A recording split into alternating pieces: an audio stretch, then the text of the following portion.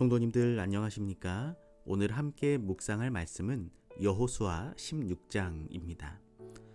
여호수아 16장은 요셉의 자손인 므낫세와 에브라임 지파가 받은 기업에 대해 설명한 짧은 장입니다. 16장은 주로 에브라임 지파의 기업에 대해 기록하고 있습니다. 요셉 지파는 요셉의 아들 두 사람이 각각 기업을 분배받음으로 다른 지파보다 2배의 기업을 물려받는 축복을 누렸습니다. 요셉 지파를 우대하는 불공평한 일 같지만 요셉이 얼마나 이스라엘의 번영을 위해 희생하고 공헌했는가를 생각하면 이해할 수 있고 다른 지파들도 거기에 동의했을 것입니다.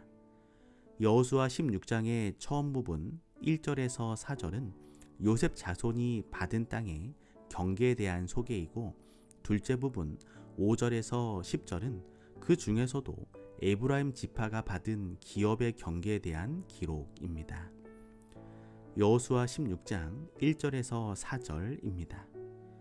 요셉 자손이 제비 뽑은 것은 여리고 곁 요단 곧 여리고 물 동편 광야에서부터 나아가 여리고로 말미암아 올라가서 산지를 지나 베델에 이르고 베델에서부터 루스로 나아가 아렉 사람의 경계로 지나 아다롯에 이르고 서편으로 내려가서 야블레 사람의 경계에 이르러 아래 벳 호론 곧 게셀에 미치고 그 끝은 바다라. 요셉의 자손 므낫세와 에브라임이 그 기업을 얻었더라. 모든 면에 있어서 이스라엘의 지파의 우선순위는 유다 자손이 첫 번째요, 요셉 자손이 두 번째입니다. 이 상대적인 지위는 역대상 5장 2절에 암시되어 있습니다. 유다는 형제보다 뛰어나고 주권자가 유다로 말미암아 났을지라도 장자의 명분은 요셉에게 있는지라. 따라서 여호수아의 지도 아래 이루어진 가나안 땅의 분배는 세 단계를 차례로 거쳤습니다. 첫 번째로 유다 지파를 팔레스타인 남부의 요새들에 배치합니다. 두 번째로 에브라임 지파와 므낫세 지파를 나라의 중심부에 두고 북쪽을 방어하는 요지에 배치합니다.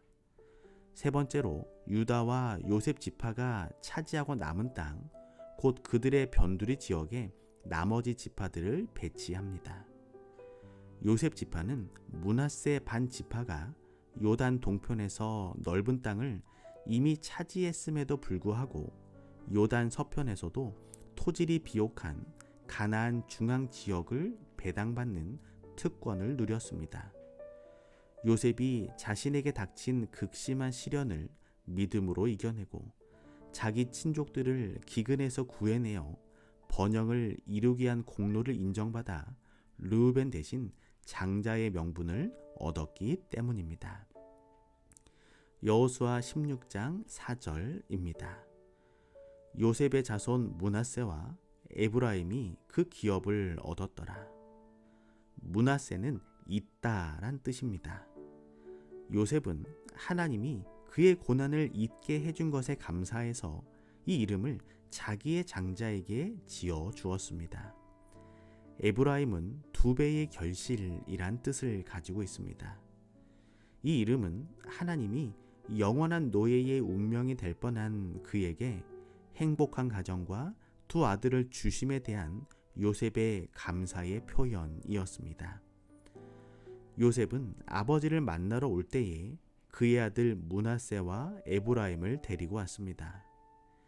이 두 청년은 그들의 어머니의 혈통을 통해서는 애굽 사제의 최고위층과 친척이었고, 그들의 아버지는 오랜 기간 막강한 권한을 행사했던 국무총리였습니다.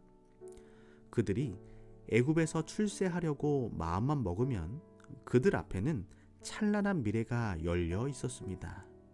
편안한 삶이 보장되어 있었습니다. 그러나 그들이 이스라엘 백성과 연결되는 것이 요셉의 소원이었습니다. 그는 아들들을 위하여 애굽의 궁전이 제공할 수 있는 최고의 미래를 준비하는 대신 하나님의 언약이 위탁된 천대받는 양치는 족속 중에 자리를 차지하게 하므로 하나님의 언약에 대한 자기의 신앙을 나타내었습니다. 오늘 우리에게 맡겨진 자녀들은 어디에 속해야 할까요? 요셉과 같은 마음으로 신앙과 세상 사이를 오가지 않도록, 세상보다 믿음을 선택할 수 있도록 우리가 먼저 모본을 보이며 말씀과 기도로 자녀들을 양육해야 할 것입니다. 우리 교회에 속한 수많은 자녀들이 하나님의 말씀을 선택하고 믿음의 길을 걸어가기를 소망합니다. 우리가 잠시 창세기 48장 13절에서 20절을 보면 야곱은 므낫세와 에브라임을 어떻게 축복하고 있었을까요? 야곱은 장자인 므낫세도 큰 민족을 이룰 것이라고 축복했지만 에브라임은 더 큰 자가 되며 그의 후손들이 여러 민족을 이룰 것이라고 언급하고 있습니다.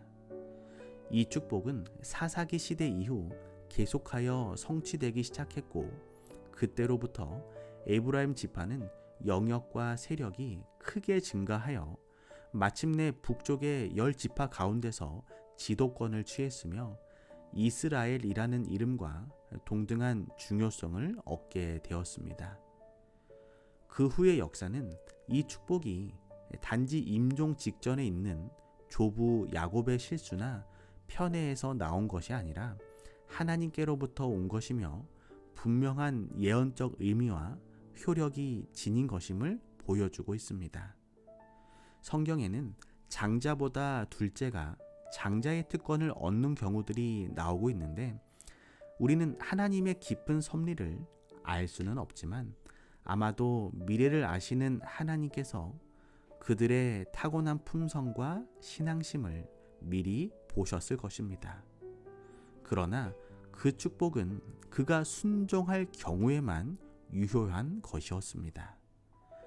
에브라임 지파는 우상 숭배와 불순종의 길을 걸어 마침내 멸망에 이르게 되었습니다.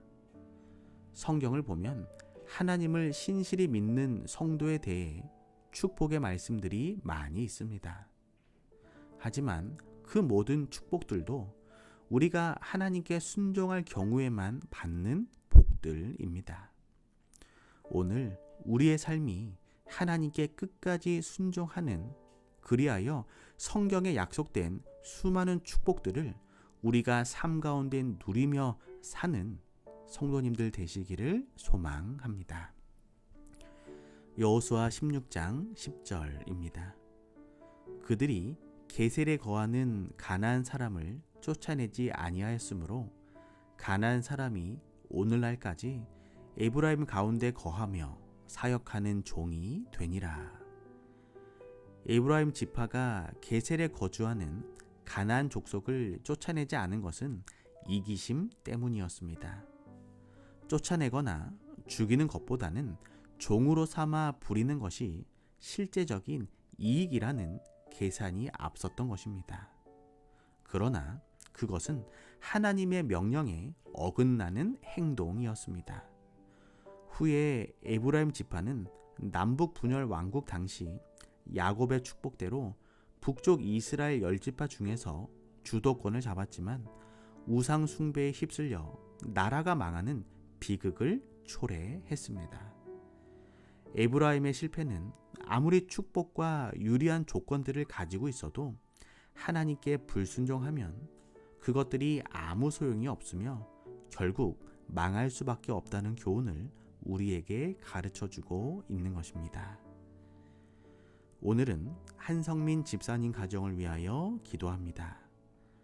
사랑의 하나님, 한성민 집사님의 삶 속이 언제나 하나님께 끝까지 충성하며 순종과 헌신의 모습을 통해 하늘의 복을 누리는 삶을 살게 하여 주시옵소서.